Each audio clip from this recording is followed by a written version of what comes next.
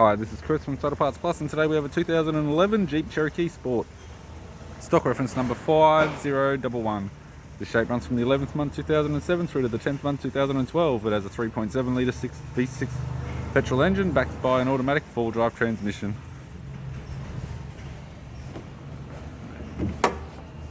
.7 litre V6 petrol engine. We have the right hand headlight. Left front 16-inch factory alloy mag with the bald tyre. Left power door mirror. Left front door has one small dent. Left rear door has no damage. Pair of factory side steps with all bolts and brackets. Left rear 16-inch factory alloy mag with a good tyre.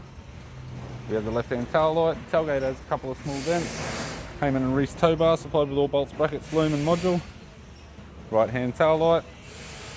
Right rear 16-inch factory alloy mag with a good tyre. Right rear door appears to have no damage. Right front door has one small dent.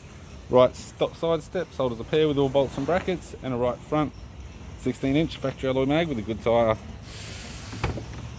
We have the driver's side door trim. Power window master switch. This vehicle is fitted with black cloth interior.